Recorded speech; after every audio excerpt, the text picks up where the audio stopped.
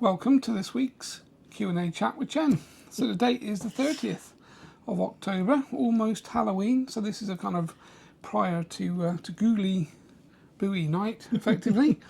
Not by choice, just because we happened to manage to schedule it in for today, really, which was good. So welcome to this chat. We'll try and do them more regularly as we talk about most weeks, and we are becoming more regular, I think. Yes, the last Thursday of every month. Yeah, the last Thursday. And we're sticking to it, and then, excuse me, out on all the platforms by Friday. Perfect. It's in the diary. It was in Jane's diary. It's a have to happen. Can't possibly reschedule. So welcome to this week. I'm trying to be organised. Yeah, it's good. Nothing would happen if it was left to you. Well, it would happen, just on a different timeline, probably. In some other world, more than likely, actually. Yeah, that's how things work. Every time we have a podcast to do, I get told about an hour before, and then about half an hour before, and then I get 5-minute countdowns from then, basically, until probably the last 10 minutes, and I probably get a minutely, are you ready? Yes. It's 9 minutes, 8 minutes, 7 minutes. And then when I get to, you've got 5 minutes, he goes, for what? For what? What am I doing? Where am I supposed to be? So yeah, it's part of our little fun game, really, which is good. So welcome to this week's chat. Let's get on with some questions then. So I'm going to get Chen in. And then... just before you do, we've got a couple of questions for you, actually. Okay, cool. Yes. So, Catherine Miller. Hey, Catherine. This is a question for Andy. When you started channeling Chen, did you notice aspects of your personality shifting? Did you take on any of his preferences or interests? Well, you didn't start smoking nettles, did you? No, I didn't really, no, to be fair.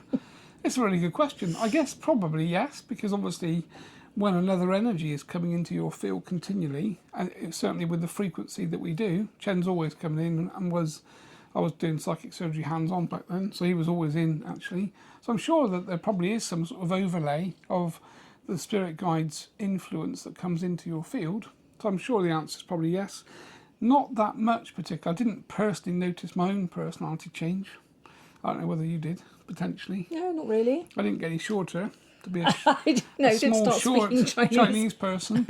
So, but I'm sure there would have been. And I think maybe some of the knowledge and understanding definitely gets transferred. So when Chen is in talking, and of course I'm talking to him every day using telepathy, then I'm pretty sure I do remember some parts of the conversations, and I guess some of my understanding is his, effectively. So what he has to say gets kind of left as a residue, I suppose. Well, yeah, and everything he says, you remember, don't you? You're like I'm going to put that on that post today, like a spiritual sponge. Oh, yeah, unless he's actually in properly, and then when he's talking, I don't tend to remember things till the end. So, but yeah, I suppose, yeah, when you enjoy something, it's part of your calling, sort of thing. Then I guess that's what happens. Eventually, you do start picking up all of the same understanding, the same teaching. So a lot of the time I'm talking about things, from my opinion, that probably is Chen's teaching, actually, although it feels to me like it's my understanding. Well, you've gained a lot of your knowledge through Chen, haven't you? Yeah, and if we go back to sort of when Chen was working with Dr. Terence Palmer, sort of prior to SRA days, really, then it was Chen that was teaching Terry. So Chen was coming up with what was happening in the spiritual space, and obviously the protocol that Terry was learning and working with myself was being kind of dictated by and driven by Chen, really. So Chen was kind of leading that. Terry was documenting it from a kind of physical perspective and obviously a sort of doctorate perspective. But certainly it was all kind of spirit inspired to a certain degree. Okay. Good question. Thank you, Catherine. And just another one from Lynn Galabowski for you. Did you start looking at life differently? With all the things going on in the world, do you have more peace knowing that this current situation will pass, and just knowing this puts you in a better place? Yeah, that's a good question, Lynn, actually. I guess so. I guess because we're working hand in hand with spirit all the time and talking to Chen and obviously listening to his teachings again, the things that he has to say, I think it's fair to say we don't have a position of fear, really. Because we work clearing negative entities, that used to be fearful 15 years ago. And I think when you've been in that space and talking to and connecting with things that are very, very negative, that are actually quite fearful, then when we talk about things, circumstances that the kind of world's in today, I guess we're both at peace with the fact that if we both ended our life today, now, then there wouldn't really be any fear, particularly because we both know we're going on to spirit. If we didn't end our lives, but if our lives had to end, Yeah, well, yeah, we wouldn't end them ourselves, obviously, but if life ended There's a lot to today, do. it would end. Yeah, exactly. So I guess it does bring you a lot more peace because it gives you that point of view that you know spirit is real, and therefore we know that when we die, we're kind of moving to spirit. We know that the guides will be waiting for us, probably, hopefully. I'm sure Chen will probably play a few tricks, hide somewhere. And I'd probably need him, so there's no doubt that'd be his funny way to do things. But yeah, I think being spiritual and understanding how things work gives you a lot more peace, really, than most people. And also, when we look at the mainstream media version of events, we talk about World War III and nuclear holocausts. Well, that's been being talked about since I was 18. When I was 18, we were talking about nuclear holocaust. So it hasn't ever changed. And I'm 56 now, and we haven't had one. So I think that's just part of the narrative from the mainstream to create fear, and we kind of know that, really.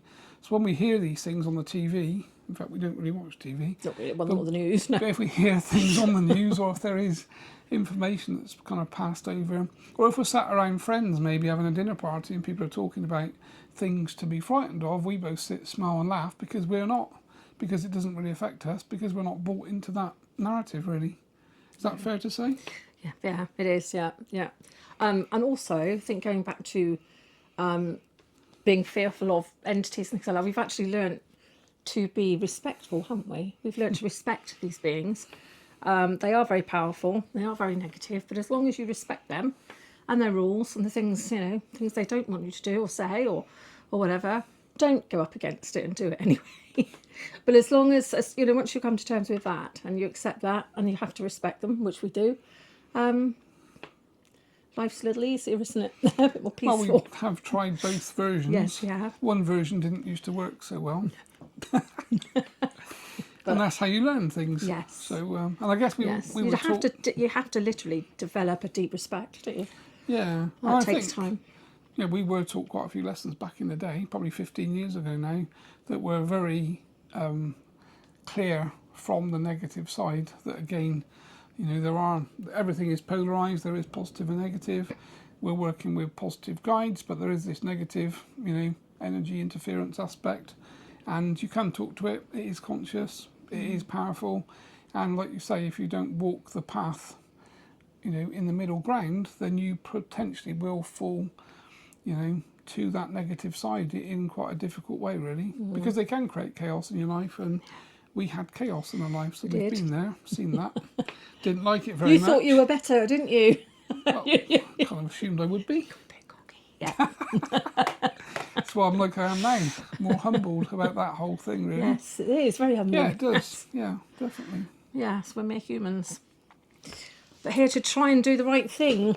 So there we are. Yes. But okay, thank you. I hope that answers your question, Lynn. Yeah, it was good questions, actually. Interesting. So we're going to invite Chen. Let's get Chen in for a quick, well, not a quick chat, want to however take your long it watch off? takes. No, I've got a new watch, digital watch now, with a battery. Chen's got no problem with digital, as it turns out. So the other watch had a quartz crystal in it, because of course it was automatic, effectively. So that wasn't, Chen used to want it off, because it changes the energy, apparently, and balances everything. But the new digital version, which cost not a lot, which was quite cheap, is not a problem from Chen's perspective, so that's kind of worth bearing in mind, really. Okay, so with no further ado, I'll get Chen in and I'll catch you folks later.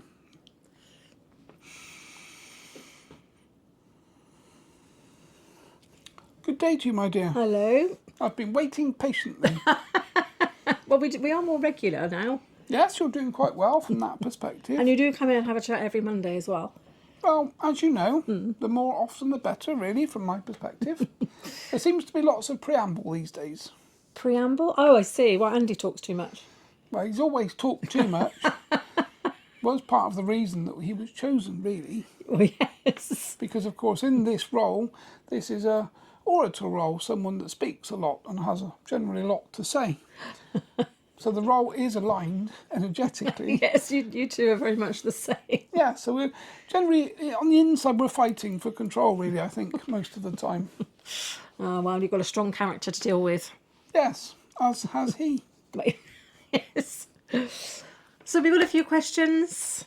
Yes, perfect. I'm sorry, Catherine, I did have to sort of cut yours down a little, but what I might do is run them past Chen next time I speak to him, and we can go through a few of the extra ones as well. Okay, but the first question is Alariza Saeed. I was wondering if Chen can talk about symbols and how to use them.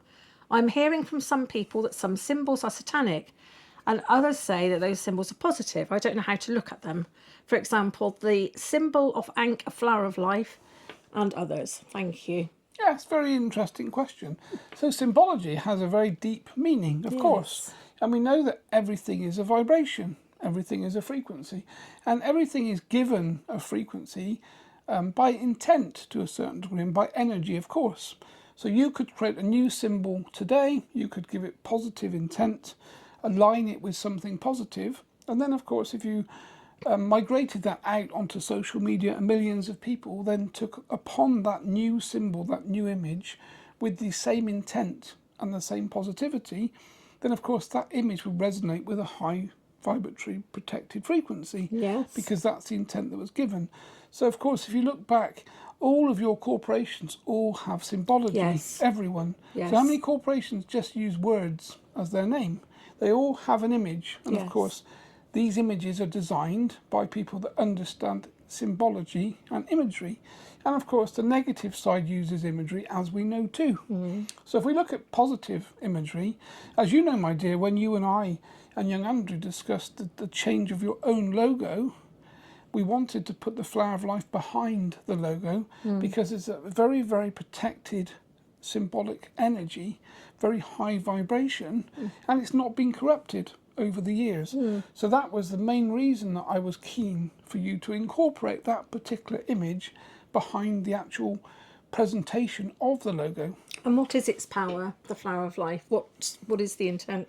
The power is an ancient symbol that goes well back before human days, really, but it carries a very, very strong high vibrational frequency that's not corruptible because of the way it was created and designed. So it's protective. So it's very protective. Yep. So if you take the pentagram, for instance, we all know that the upright pentagram in the vertical position has been used by witchcraft over the years, Yes. again as a protected symbol. Yes. But then, of course, the negative side, invert the pentagram. So we have the two heads sticking up Yes. and one down.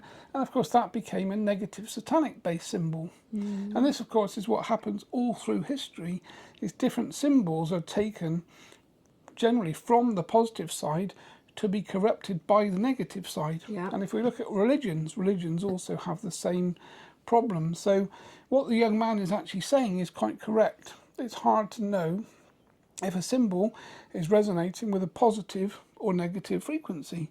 But of course your own intuitive aspect knows the answer. So if you draw a symbol and an image, it's an old image like an ankh, then you can connect to that frequency in meditation, of course, or with your guides. As you connect to that frequency, you will either feel pushback, which would present a negative energy, or you would feel accepting. So you would accept that image, you would think that feels okay to me. And that would then give you the thermostatic control, the indicator that that's a positive image. And Okay. of course, different people will have different views. So someone that's into the negative side will align themselves with negative vibratory symbols. And of course, the positive ones will push them back. And this, of course, my dear, is what you see with things like Catholicism. You know that when the negative side has possessed someone, you see the imagery in Hollywood of the cross, Yes. the Jesus Christ symbol, and the Yes. water and the wine and such like being pushed and used to basically try to cast out demonic entities from someone spiritually. So the cross has a frequency, and that frequency is not aligned with the negative side, and therefore, of course, can be used in that way. But the cross also, of course, in other circumstances has been corrupted. So different symbology has different frequencies depending upon the people intuitively using it and for what purpose. Okay. So it is about intent. Excuse me, intent and using your intuition. Yes, yes. Okay. What's right for you won't be right for someone No. else. Yeah, I get that. Okay. Hope that answers your question. Thank you, Chen. A very good question. Yes. Question number 2 is from Andrea P. Hi guys, my dad is 82. We were in our last life together during World War II, and he was my dad in that life as well.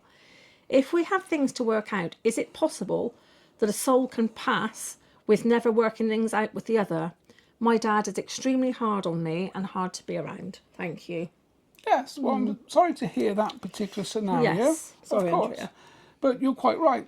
Just because you've incarnated again with the same configuration of you having the father figure representing the energy of the other person that you had before in a past life, of course, there's nothing to say that that can't be equalized. So you could work your hardest to try to bring things to a level and obviously transmute the negativity in the relationship. But if the other person isn't willing to do that, or it doesn't understand that they could do that, then of course you still end up with one person in one space or frequency and the other person in the other. Yes, you both have to want that.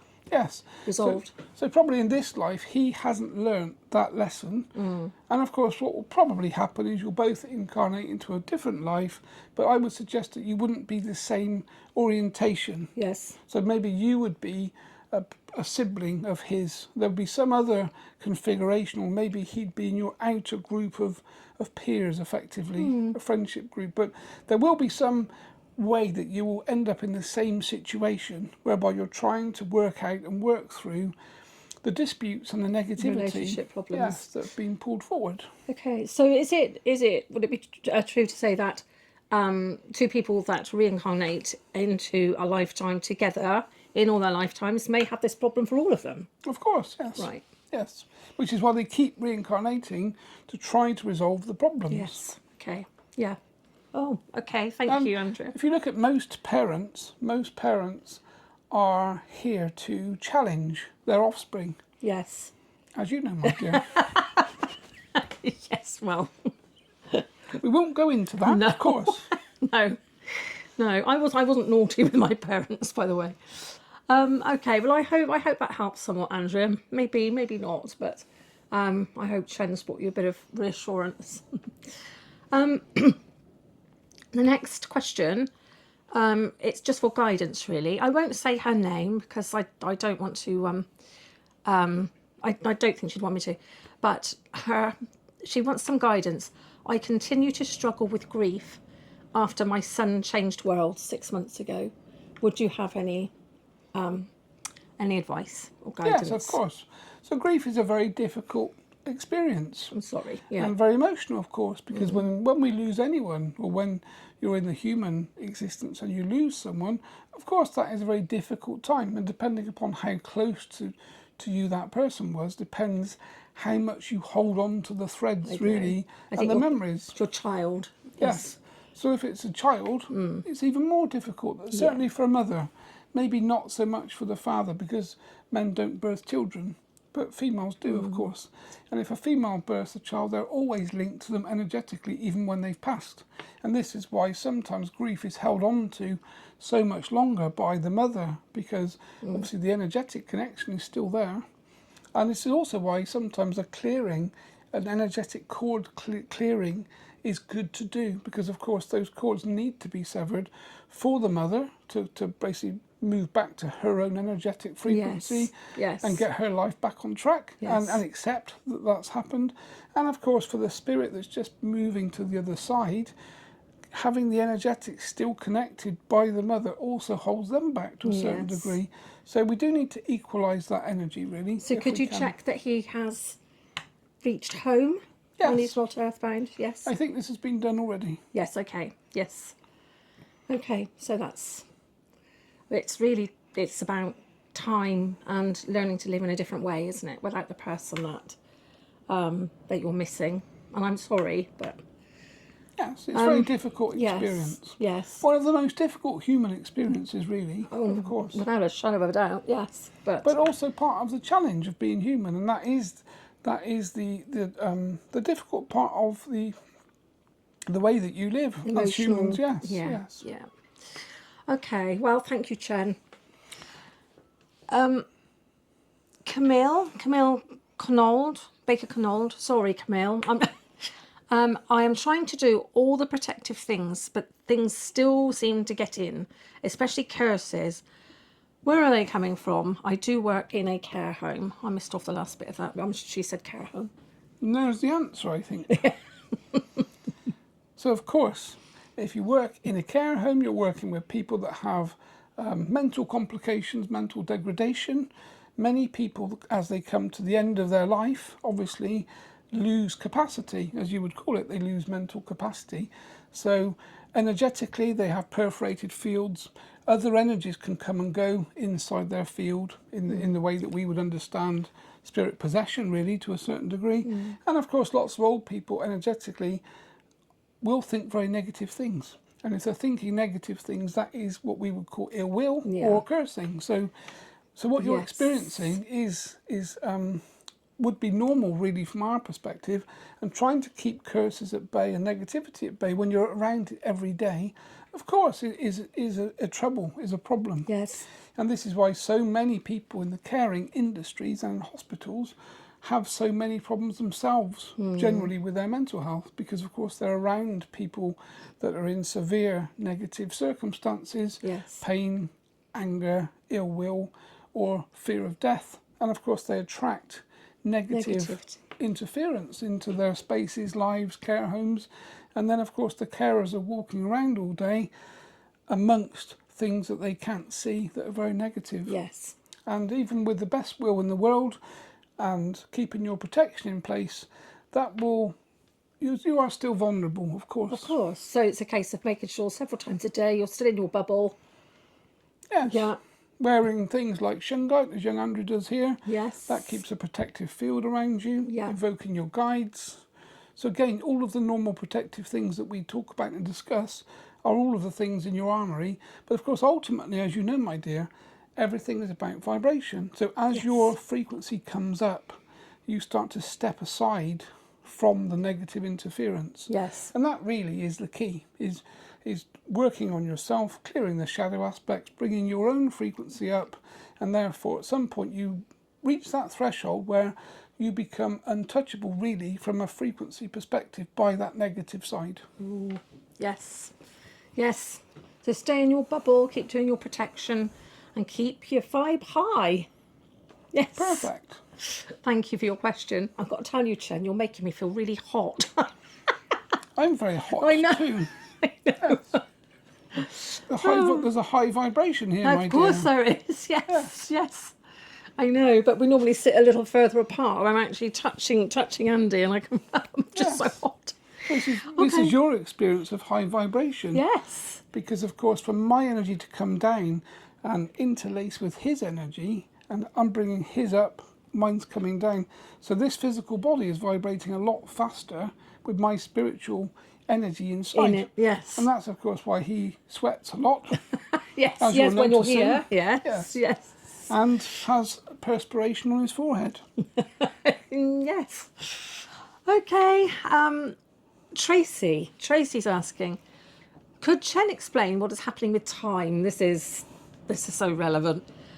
Can Chen explain what is happening with time, please? It feels as though it's slipping away more quickly, and I've noticed that even the children are beginning to comment on it as well. Yes, that's a very interesting it is. viewpoint, of Yes, course. we talked about this earlier, Andy and I. So time, if you think about human beings, you measure time by the moon and by the sun. So rotation of planets around the Earth, in theory, as you understand things. But of course, that's not. We understand things. Yes, this could be a complex conversation. But the concept being, of course, if time is moving faster, how must that happen from your perspective? Yeah. The moon and the sun must move faster. Yeah. So if they're going round quicker, your daytime or your daytime hours and your nighttime hours are perceivable to be the same, but of course you get less time effectively, because all of your time devices are measuring rotation of planets, aren't they? Effectively. Yes. So if time seems to be changing, then of course the dimensional frequencies are changing too, which of course is what's happening. So you notice the fact that when you wake up, you feel tired because you get less sleep. And then you only have a certain length of time during the day in terms of the duration you have to do things, that's now getting smaller, so you can't get things done. No, so your list And then, seems of to get course, longer. the next thing you know, you're tired and you're going to bed again, and so on and so forth. Yeah. So what's happening is there are dimensional frequency changes that are behind the scenes the source of the problem. But this, of course, is normal. Is to it a certain problem? degree. Well, it's not a problem, No? particularly. Okay. It's a problem if you're trying to get lots of things Lots done. of things done in a day. Yes. If you were like the caveman, you wouldn't notice because you'd wake up no. and you'd say, goodness me, the sun's up today. Yes. So you'd run around, try and find food, have a fire. You'd say, goodness me, the sun's gone down, it's dark, I'm going to sleep. So you wouldn't really notice. It's only, of course, when you have a timeline that you're trying to work within, Yes. that timeline seems to be being compressed. And effectively, that is what's happening. Okay, thank you. It's interesting. It's interesting that children are starting to notice it too, isn't it? Yes, that is very interesting, actually. That shows you the magnitude of the change. Yeah, and the vibration of the children. And of course, there are different dimensional frequencies, as we know. Everything is changing, everything is overlaying differently. As you know myself, my dear, you're talking to a spiritual entity that vibrates at a different frequency, that comes down for these conversations, and then I move my frequency back up. Back. So there's lots of frequency things changing around you, and it's only the people that are more connected to their orientation that notice these things. Okay. If you spoke to the general public, they would probably have no idea at all. No. So are we the only race on the planet that live by linear time? Probably the only physical race. Yes, physical race, yes. Other entities exist on the planet in different frequencies. Some inside planet Earth, of course, too. But they're not bound by the sun and the moon, effectively. No, no. So that is the way that you measure time as a human species. Okay, thank you. That was an interesting question. Thank you, Tracy. Veronica Ingle, our friend Veronica. I have a question about guides. As they change as we progress with our lessons this lifetime, how do we fully know if they are portraying themselves as true beings of unconditional love and light when a new one starts to enter into our field, or is it just a gut feeling? I think imposter guides is coming in here, isn't it? Imposter guides. It's one of our favourite conversations, my dear. It is the conversation if you're spiritual. It has to be the conversation because if you're spiritual, you're trying to connect to other energies, i.e. your spirit guides primarily, which you do so through meditation initially as part of your spiritual development and path. Yes. So you have to know what you're talking to, what you're connecting to. And of course the answer should be simple, because if you can use telepathy and talk to a guide, and in meditation a guide presents to you, you ask them 3 times, are you from the highest light, yes or no? And you should get yes, yes, yes. If you get anything other than 3 yeses, you know instantly this isn't a positive energy. Yes. And your intuition light will be flashing. So even if you start to talk to what we would call an imposter guide or an imposter spirit, or of course an imposter entity, because they all cover the same thing, when you do that, if you actually look at the content of the conversation, you'll notice that something's wrong. Something will feel wrong intuitively because your vibration is a certain frequency. So if you connect to something of a lower frequency, yours is being pulled down. Yes. And your intuition will start to flash. Yeah. And then if we look at the content of the conversation, if that spirit guide or entity or other energy is continually manipulating your ego, making you feel good about yourself, telling you how wonderful you are, telling you you're here to save the world, all of those things are huge big red lights that should flash.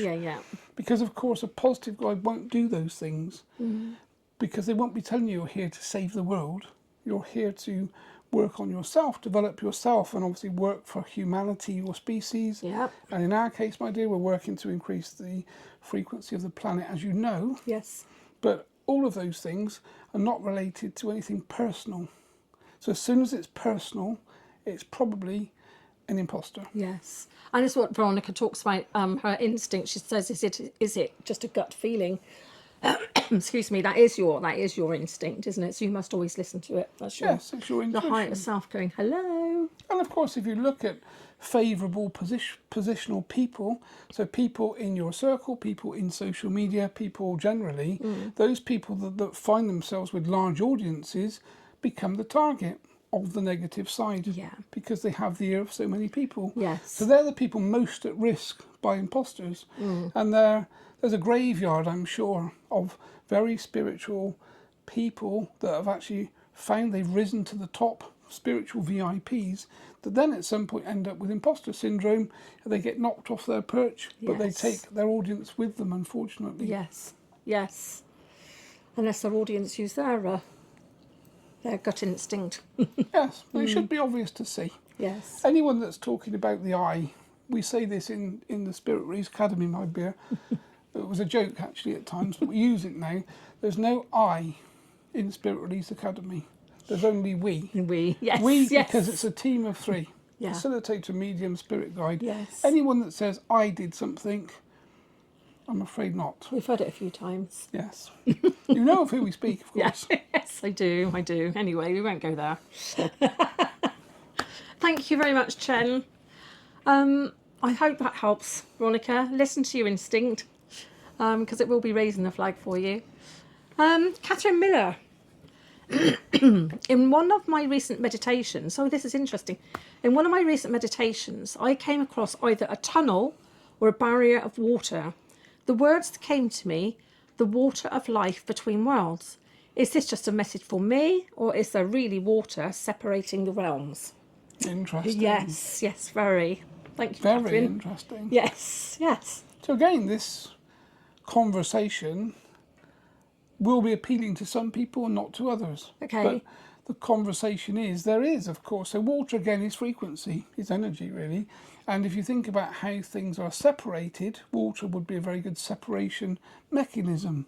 So there are other frequencies that are separated by water, because obviously water vapour is in your sky. Your clouds are water vapour. So effectively, if you look at the planet, it is a water vapour protected bubble. Whether it's round or not, of course, is yet another conversation. For another day. Yes. Yes. Think about a rainbow, my dear. That's true, actually. The reflection, it's round, isn't it? Well, it's curved, isn't it? Yes, why would it be partly elliptical? So sun Big word. coming through the sky, moving through water vapour, because it's either raining or has recently rained. So water vapour is left in the air, produces a rainbow, which is a part elliptical design. It's an arc. Yes. Yes. Okay, thank you. You're saying no So more some then. hints there, of course. That's something else to think about, Catherine. Answers on a postcard. Yes, or a message or email. Thank you, Chen. Thank you, Catherine, for your interesting question. Oh, so Margaret Allen would like to know, what is the best way to attract good fortune? Good question. Yes. So you could do the lottery. However, you're probably going to lose, of course. So if we think about good fortune, what does that really mean? Well. So everything is vibration frequency. So by speaking your truth, holding integrity, and being truthful, your vibration rises.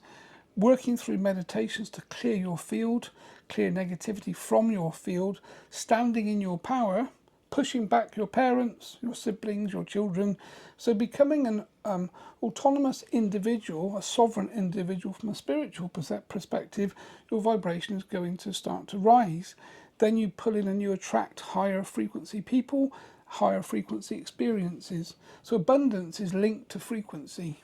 Okay, yeah. Unless, of course, we're talking corrupt people, and then that's a completely different story. Yes. But for spiritual people, working on yourself, finding yourself surrounded with people like you that hold that high vibration, that speak their truth, that have integrity, and of course clearing your field. So spiritually keeping your field clear.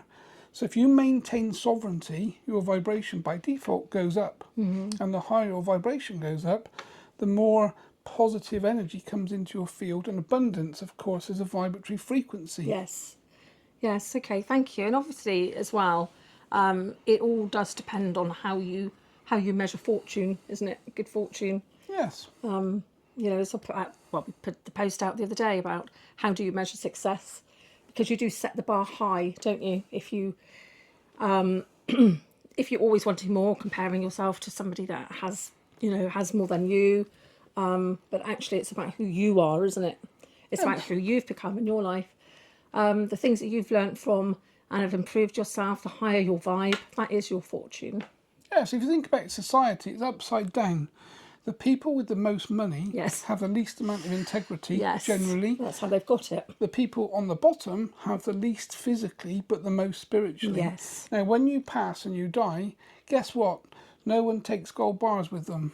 But your spiritual integrity and your frequency of vibration that you attained is what is transported into the next life. Yes. Those with all the money, the fancy cars, the fancy lifestyles, their vibration will probably be very low. And therefore, in the next space, life, dimensional frequency, they're at the bottom of the rung. So it's a good idea to bear in mind how what you actually regard as a good fortune, really. I'm sure you already have it. Success is about frequency and speaking your truth. The person that stands up and speaks their truth with integrity always wins from a spiritual perspective. Yeah. And of course, in time, my dear, these were the persecuted people that were killed. People were burnt at the stake for speaking their truth and holding their beliefs with nature, that type of thing. So if you look all through history, the negative side has always persecuted those that hold truth and integrity. Yes. And the current system is the same. Wow, they don't respect Mother Earth then, for sure. Yeah. Okay, well, I hope that helps, Margaret. Thank you for sending in your question. Rhonda Cooper says, "Hi, Chen and family. Could constantly naming, describing and discussing entities, especially in sessions or podcasts, actually create or feed them? And if a practitioner is compromised or ungrounded, can they generate new forms instead of clearing them?" Yes. Answer is yes. Yes. So again, what we think about, we talk about, we attract. We know that a frequency is magnetised. Yes. So if you remember, my dear, quite some time ago now, young Andrew had a very interest in the demonic aspects because he was dealing with the demonic aspects, and that's what he focused on. They were the books that he read. These were the things he was doing. So what happened? We were attracting clients with demonic possession entity problems every time we did work together, if you remember. As soon as the focus moves and changes, so that changes too. So people that are speaking about entities are actually attracting them into their space. If you're naming entities, we all know the names of demonic entities that we've been brought up with history, with Hollywood films and such like. Yes. If you start naming them, you're calling them because you're using their vibration, you're linking to them. Yes. And this is why it's very dangerous to actually use names. So this is why we talked about, myself and Dr. Palmer, entities, and we graded them level 1, 2 and 3, but we didn't name them. We were never naming entities because we weren't wanting to connect with their energy. Yeah. So people that do that type of thing are causing huge problems for themselves, and of course when social media is concerned, all of their followers. Because if you're on a podcast and someone's using the words, talking about it, they're pulling that energy and frequency in, and these energies then see all of the connections to all of the people listening, and therefore they can connect to them all at the same time. It's quite dangerous, really, isn't it? Yes, and this is the same problem with horror films. People that watch horror films have the same problem. You're watching a film generally about negative energies or entities or some type of demonic situation. So if you're not in your protected space, you're going to connect to that field, that frequency. Yeah. And then, of course, they pay you a visit whilst you sleep. Yes. I remember that. Oh, well, Rhonda, I think I know where you're coming from, and I hope that answers your question, since it's coming direct from our friend Chen. So, thank you for sending it in. Camille again. I'd like a more detailed explanation on emotions. Do we ever need to go back and feel them in order to release? I know in the last couple of meditations, Chen did say you don't have to go back and relive, but doesn't feeling the emotions through help them release and not store in your body? It's a very good question. It is, yes. So from my perspective, if you've been through a very traumatic experience that of Yes. course causes emotion, and then you start working through your life, so eventually you forget about that experience and you work forward. If you're in a recovery session or a healing session and you go back and re-experience it all again, of course the conscious part of your mind doesn't know that it assumes that you're reliving it again. Yes. So you go through all the trauma, all of the same things again, because all of the same emotions come up. That's not a very good way to heal, to do something twice. But of course that emotional trauma and pain is baked into your field as a frequency. And this is where your guides or spirit guides can find these traumatic frequencies and clear them from the field. They don't need to be relived, re-experienced. That would be, in my opinion, the old way to do things. So if we look at psychiatry and psychology, that's the old way, that you talk someone through the problems, they explain the trauma they went through, they have to visualize it, they have to experience it again. It's a very old way of doing things. The modern way is the guides find the frequency, clear it from the field, very fast, very quick, and your frequency then comes up, of course. Yes. So this is a much better way to do things, in my opinion. Yes. And to keep doing your protection, obviously, afterwards, so that these things can't jump back in on... I think probably she's talking more about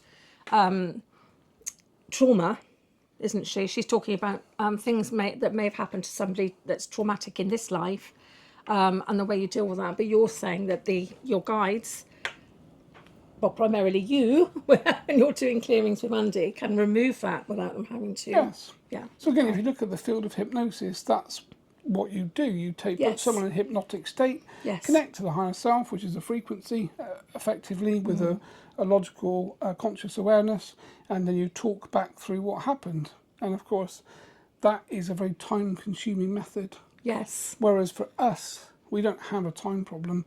We can find vibrations, we find the trauma, we connect to it, we clear it out of the field. So imagine looking at a big ball of string, those balls that used to be all multicoloured, and you'd bind them all together and then you'd bounce them on the floor. Oh, rubber bands. Rubber bands. So Yes. if you imagine that the yellow ones are the trauma, we just snip all of the yellow ones and pull them out, and that's it, done. Right. Yes. Very simply, of course. Not in reality. No, of course, you'd be getting stung by rubber bands as you were trying to fish them out. But the concept being, if you can identify the frequency of the trauma, Yes, I'm with then you. we, from a spiritual perspective, just remove it. So you don't have to go through and live all of those terrible things that happened to you before, and enter all the. And of course, when you enter the emotions, the pain comes out again, the memories come out again. You wake up the next day going over all of the same things. So you've just relived it twice. Well, that's not healing. No. And sometimes, of course, your trauma, or how you recognise how you feel when you talk about something specific that is really devastating to you, sometimes that instant is not what's caused the devastation. It's a run-up of things. Yes. But that is the catalyst, isn't it? So I can understand why, probably, it doesn't help all the time talking about it. No, and this, I think, is where psychiatry is yet to learn. So if you look at people that have extreme mental health problems, people that are self-harming, suicidal, they've got trauma. But the current method of help doesn't seem to work very well, in my opinion, compared to working with guides that can find the frequencies and clear them. And this is why the work that we're doing, my dear, is so pioneeringly different. Yes. Because it doesn't revolve around a human doing anything. No. But humans like to think they do everything. Or medication. Yes. Well, obviously, humans like to take kudos, don't they? Of course. But for humans to evolve, they're evolving in a space with other entities. And these other entities have a very different way of doing things because they've evolved well past these archaic methods of doing things. Yes. Look at the caveman. We're old-fashioned, aren't we, in our way of doing things? Yes. Think of cavemen. What would they do to light a fire?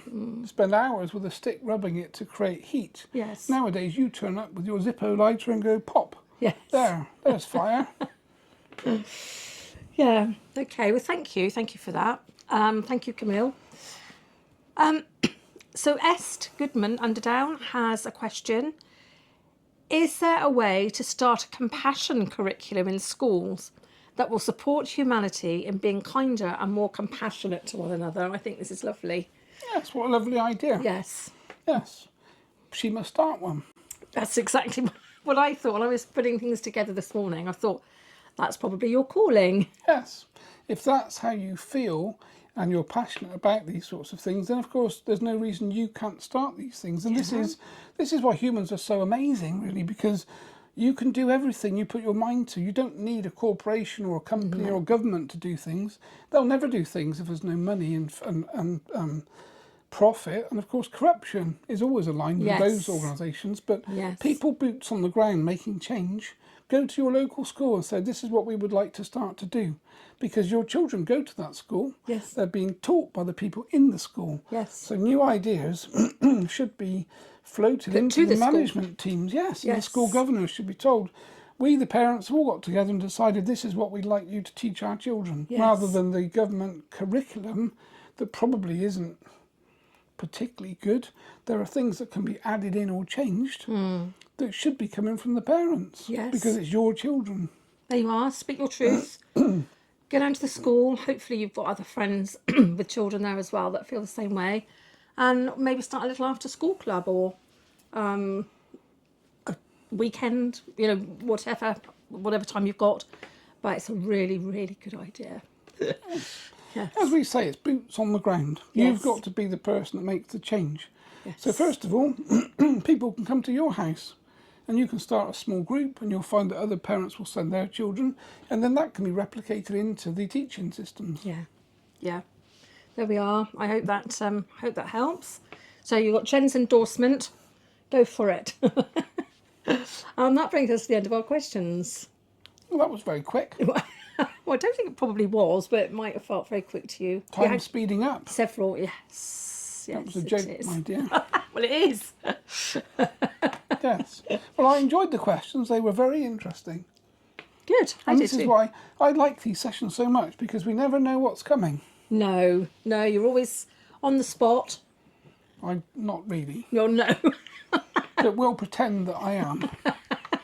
Yeah, were you listening to me this morning when I was talking them through and deciding which ones?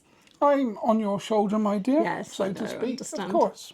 Yes. There is a level of agreement that has to be in place, of course. Yes. So if you were asking me things that I wasn't happy to talk about, then of course I would evade the question and the answer too. Yes, well, I try not to pick any of the questions that might be a bit awkward. No, and nothing's really awkward, certainly from my perspective. But from a conspiratorial. Yes, we're trying to stay away from conspiracy. Yes, everybody has their own opinions. We have ours.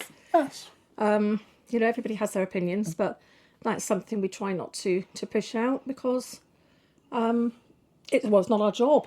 No. It's not our job. I'm sure if Andrew push out our started opinions. talking about his opinions, people would run a mile. Well, they are only his opinions. Of course. Which is why he must keep them to himself. Well, we find that a bit difficult, as you know. Well, thank you very much, Chen. On that note, my dear, laugh out loud. Yes, laugh every day. Yes. We will say good day to you. I'll bring in Andrew back. Okay. And we'll look forward to the next one. Yes, the last Thursday of the month. Yes, and obviously for people that are listening to this, zip up for the Halloween festivities. Yes. We've got a little post to go out with a discount code. Actually, if anybody's a little bit concerned about making sure they haven't picked up anything, there's no spooky residue attached or anything. We do have a coupon code going out over the next few hours. Actually, well done, my dear. Yes. Thank you. Okay, well, I will say good day and we'll look forward to the next one. Thank you very much. And well done. Good hosting. No. Well, thank you. We're like always partners. in your service. We're like partners in this. Yes. What is it I called myself the other day? Your earthly PA, I think. Yes, it was something like that. Yes. Well, it's nice to have a PA. No, good. Everyone would like one, I'm sure. Yeah. And you do a very good job, my dear, too. Well, thank you. Yes. So I'll hand you back. Yes, thank you. And I'll say good day to you all. Okay. Thank you, Chen.